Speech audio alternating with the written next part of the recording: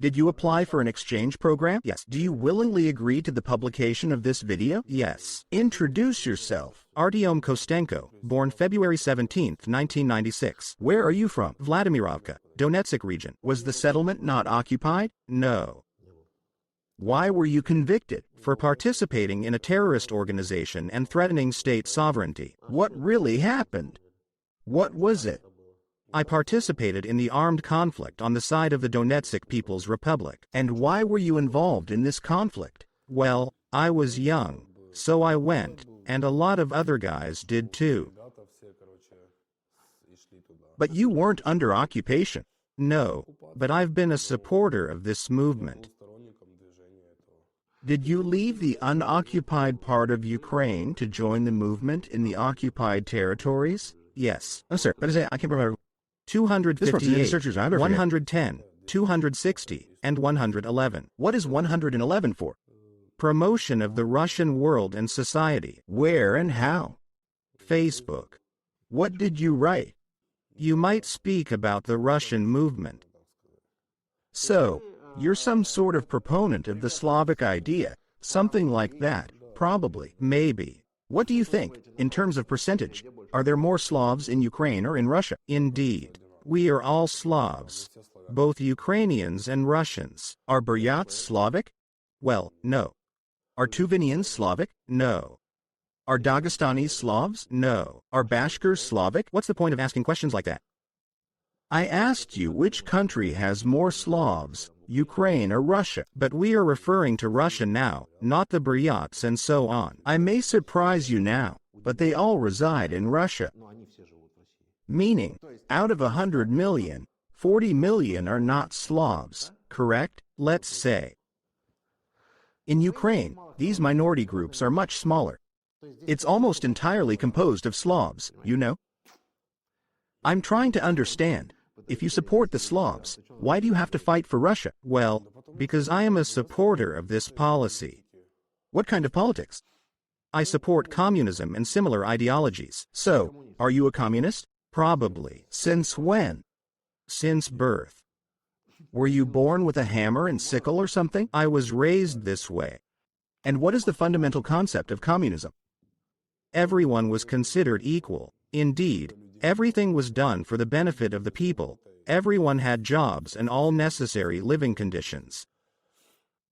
What were these living conditions like? I took my relative's word for it. I didn't need any other information. Clearly, if the words of the relatives are the absolute truth, then there can be no additional information. Don't you trust your family, with whom you live, who are raising you?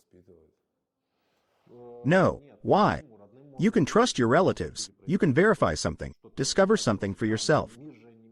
What I mean is that information doesn't stop with the words of your relatives. No, but it all starts with the family nonetheless. Indeed, that's correct. But as a person's perspectives broaden, they start to seek information themselves, verify it, and develop interest. Your family probably didn't tell you about the Holodomor either, did they? My grandmother survived the post-war Holodomor. Okay, 46th year. So what, is that a good thing? No. Why do you only highlight the negative aspects? For instance, I am aware of many positive aspects. Sure, Indeed, they regained such strength after the events following the Second World War. They rebuilt cities and factories, and people had numerous opportunities. That is, if someone pursued education, they could do so for free. They could enhance their skills. If they needed it, they were provided with housing. Any type of work, in other words, people were employed and labor was in demand. If you were trained in a specific profession, you would pursue a career in that field.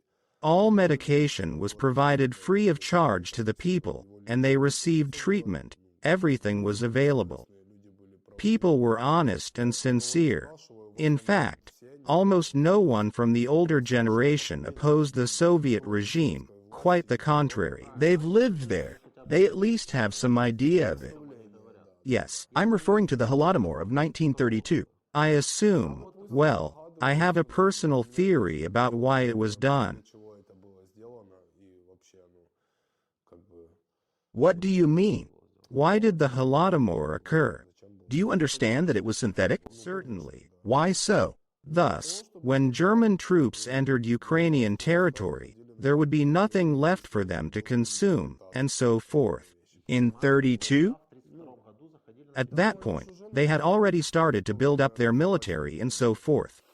Subsequently, they launched attacks on European countries. And the authorities of the Soviet Union understood this. When did World War II start? In the 41st year. The Second World War? Yes. In the year 1939, Germany and the Soviet Union invaded Poland. In your opinion, why did the Holodomor happen then? Was it simply to annihilate the Ukrainian people? It wasn't only in Ukraine, but also in the territory of the Russian Federation. Do you want me to give you a lecture now? When it became necessary to confiscate the property of people who were used to cultivating their own grain, and then essentially enslave them on collective farms, where they would work for almost nothing, this set the stage for the Holodomor. The aim was to transform everyone into farm laborers. This was precisely the precursor to the Holodomor. When people who knew how to sow and reap grain, who both understood and practiced it, were exiled with their entire families and villages, that's when the Holodomor began. Because there were no harvests.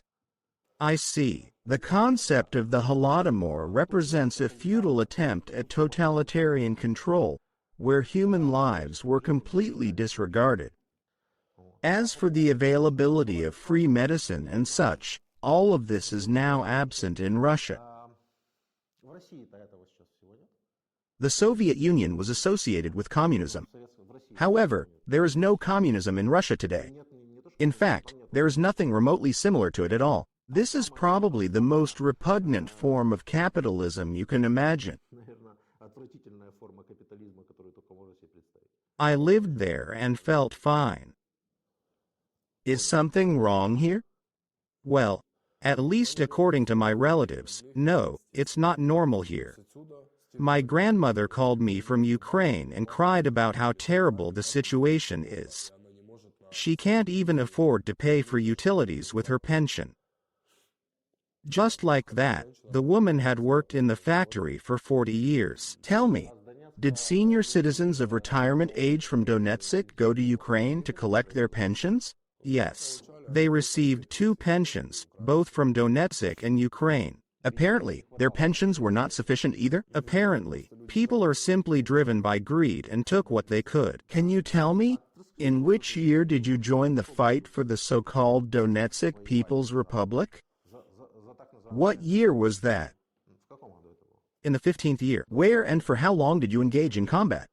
I was a tank driver for 4.5 years. What did you fight for? I fought for the Donetsk People's Republic.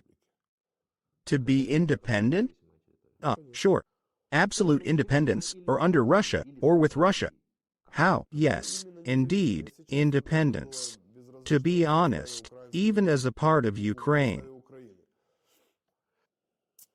So, some people in the Donetsk region suddenly decided to conduct an unauthorized referendum? What do you mean by some people? Almost the entire region was involved. I don't agree. In exactly the same way, some people at Maidan sought to and successfully overthrew the president of Ukraine. Let's just handle this situation. Let's clarify this. Similarly, some people in the Maidan protested and succeeded in overthrowing the president. No, the president simply fled. Did he run away? Then what was the purpose of Maidan? The Maidan was for European integration and for the trade association. And the president just took off like that, didn't he? Perhaps someone tipped him off. Yes? Well, I suppose. I'm not sure. We saw the same individuals at the rallies in Donetsk. Terrible events also occurred on the Maidan. In my view, it was more than just a rally. People were not merely aspiring for something, they were actively doing something. No, terrible events were unfolding there. People were losing their lives. Well, that's correct. Where did it start? In terms of? How did it begin? Where did the Maidan start?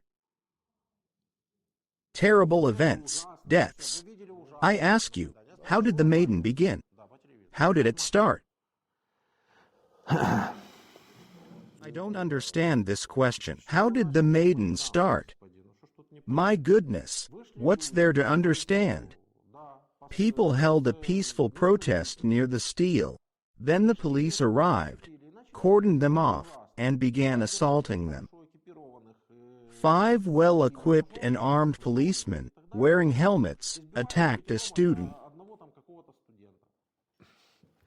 You speak of the terrors of Maidan, but was there any justification for assaulting those students? It was not only students. No, of course they didn't. But did the students have the right to hurl paving stones at those policemen? They generally stood there calmly. Oh, really? This is exactly where it all started. I watched the actions of both the students and the police.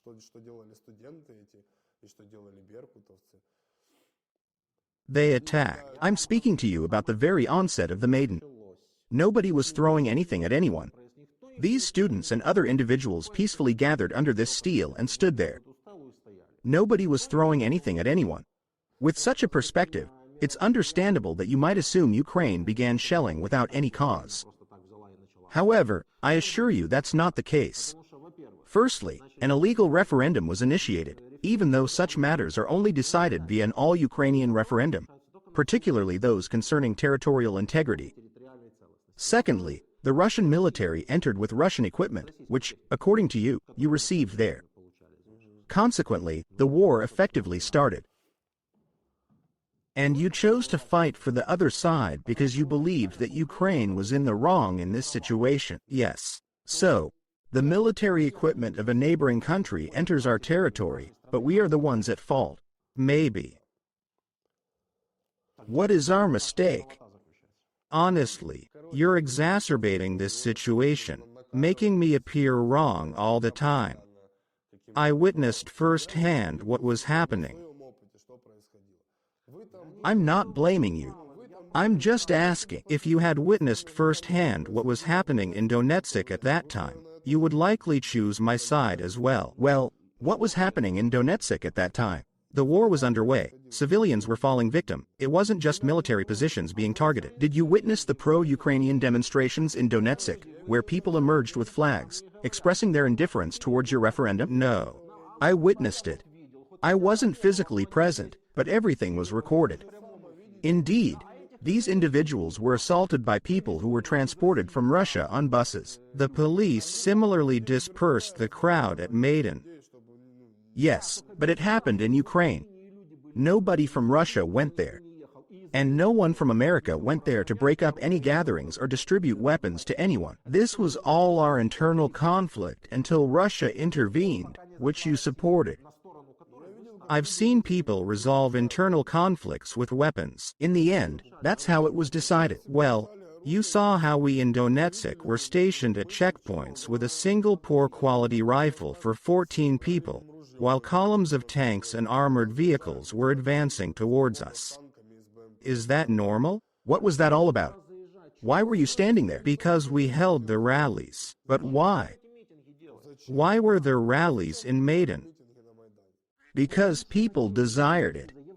They supported European integration, you know, and we decided to secede from Ukraine.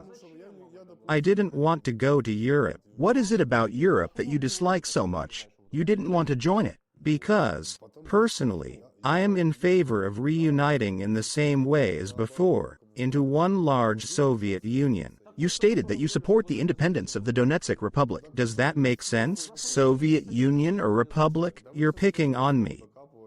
I'm trying to understand your motives. It seems like you don't comprehend my motivations. All my motivations are outlined in my sentencing memorandum. Why do I want to move? Yes, because all my relatives are in Russia. That's a different question. Everyone I know resides in Russia. It just so happened that I was taken captive. You could say that I was seized. However, I was already a civilian when I entered Ukrainian territory. It simply occurred that way. Why did you even come back here? Yes, I knew what awaited me here. I once had a mother here. I was involved in drugs and eventually got caught. I was hoping to be able to visit my mom, but I was arrested. Then, I was sentenced. I confessed to everything, didn't I? Yes. I served my time. Yes, I faced the consequences. I'm trying to understand why people choose that perspective. I can discern from your rhetoric why you adopt that viewpoint. What I know, I simply resided in Russia. I was employed there. You should have stayed there. That would have been the best option. Go back and live there. Yes, I should have stayed there. If I had known that this was going to happen in my life, do you think I wouldn't have stayed there? That's what I always say. If you like Russia, then go to Russia. Why are you in Ukraine meddling in things here? And you're telling me that everyone was in favor. However, there were 1.5 million internal migrants from the very same Donetsk and Luhansk regions. Do you grasp the weight of this number? 1.5 million people, dissatisfied with the status quo, left their homes to come here.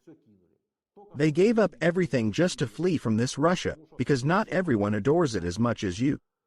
I believe people were primarily fleeing from the war. Perhaps due to the war. But the war wouldn't have reached there without your referendums either. But also without Maidan. Yes, the Maidan was in our country.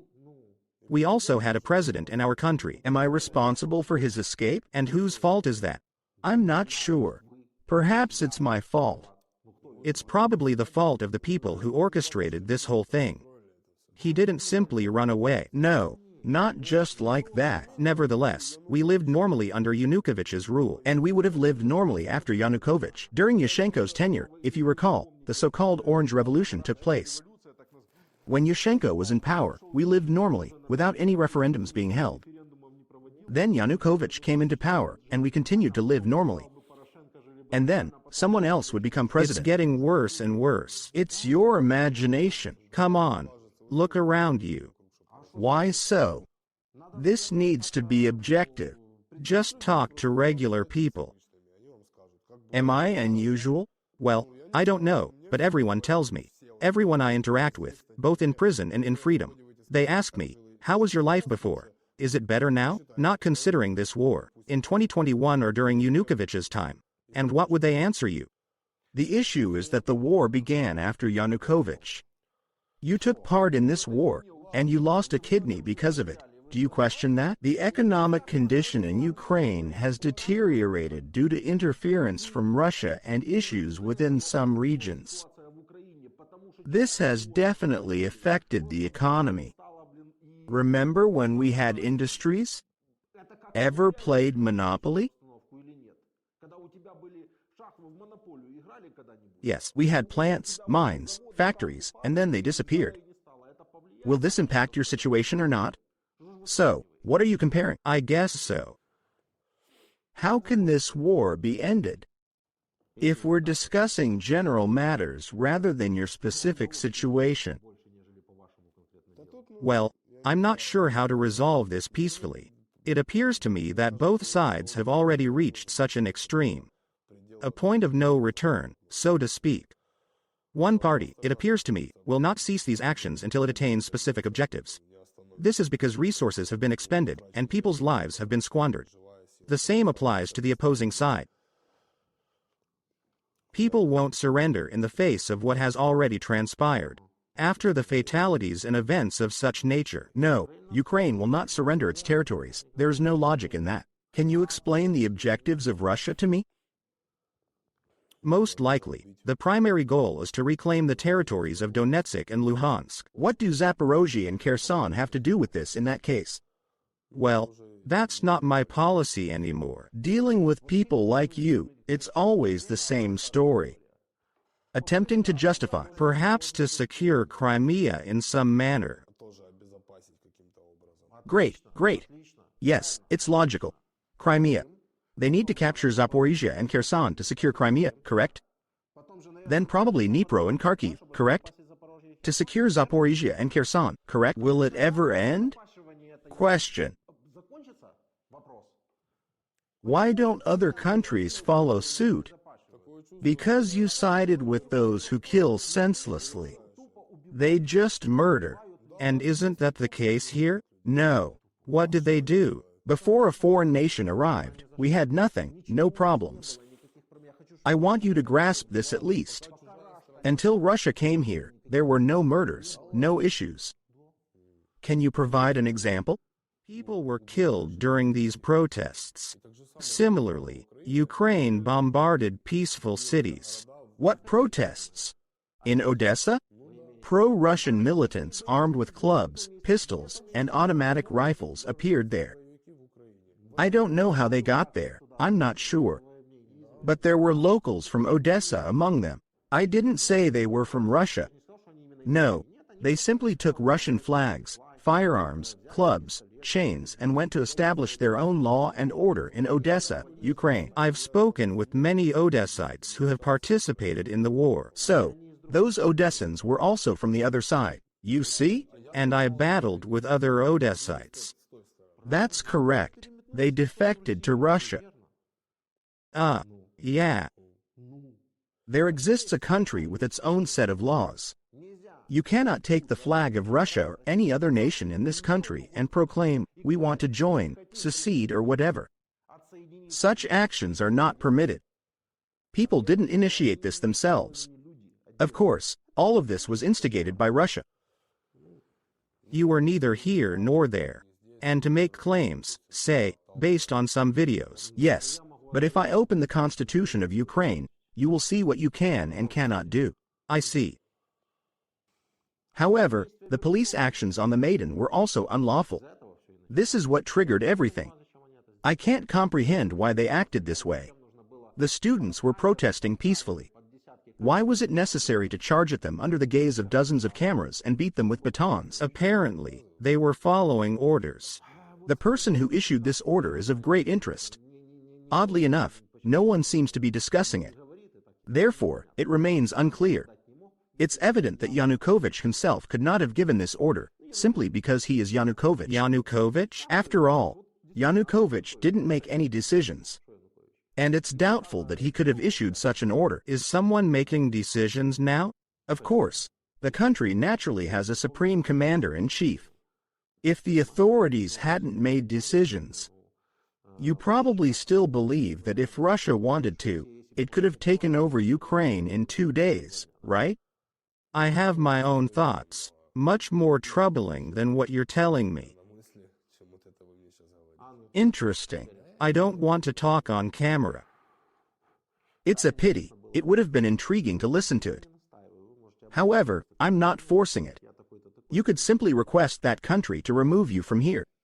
Introduce yourself and provide a reason. I am Artyom Dmitrievich Kostenko, born on February 17, 1996. I am originally from the Donetsk region, and I was convicted in Ukraine for participating in a terrorist organization under Articles 110 Part 2, 111 Part 1, 258 Part 3, and 260 Part 2. I request the Russian Federation to extradite me and exchange me for a Ukrainian prisoner of war. Not necessarily. There are also civilians, including children. Because I am a supporter of the Russian Federation, and I want to go back home, I want to return to my loved ones. It's clear. Well, somewhat clear. Thank you.